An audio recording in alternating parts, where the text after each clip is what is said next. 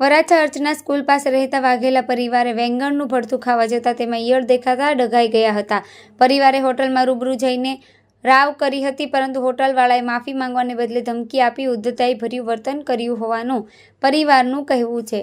પાલિકામાં આરોગ્ય અધિકારી ફૂડ ખાતાએ આ અંગે ફરિયાદ કરતા ફૂડ ઇન્સ્પેક્ટરની ટીમે હોટલ પર પહોંચી સેમ્પલ લીધા છે અને નોટિસ ફટકારવામાં આવી હોવાની માહિતી મળી છે. આ અંગે ઓર્ડર કરનાર પરેશ વાઘેલાએ કહ્યું હતું કે અર્ચના સ્કૂલ આગળ રહેતા મારા ભાઈ મેહુલ વાઘેલા શનિવારે રાત્રે સરદાર માર્કેટની શાખાની પર્વત પાટિયાની સર્વોત્તમ હોટલમાંથી વેંગણનું ભરતું અને ભીંડી ફ્રાય શાક મંગાવ્યું હતું અને અમે પરિવાર સાથે ખાવા જતા ભરતામાંથી ઈયળ નીકળતા બધા ચોંકી ગયા હતા. ખાવામાં ઈયળ જોતા ઉલટી જેવો અહેસાસ થવા માંડ્યો હતો. આવો ખોરાક પીરસાય છે, તેથી અન્યના પણ આરોગ્ય જોખમાઈ શકે છે.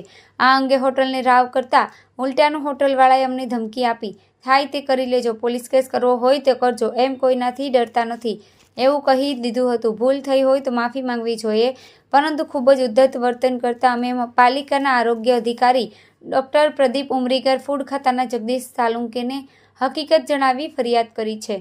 આવી હોટલવાળા સામે કડક કાર્યવાહી થવી જોઈએ. ત્યારે આ અંગે ચીફ ફૂડ ઇન્સ્પેક્ટર જગદીશ સાલુંકેએ કહ્યું હતું કે સર્વોત્તમ હોટલમાંથી વરાછા વિસ્તારમાં અર્ચના સ્કૂલ પાસે રહેતા વાઘેલા પરિવારે શાક મંગાવ્યું હતું, જેમાંથી ઈયળ નીકળી હોવાની ફરિયાદ છે. ફરિયાદ મળતા જ ગંભીર બાબતે તરત સર્વોત્તમ હોટલમાંથી સેમ્પલો લેવામાં આવ્યા છે અને નોટિસ ફટકારવામાં આવી છે.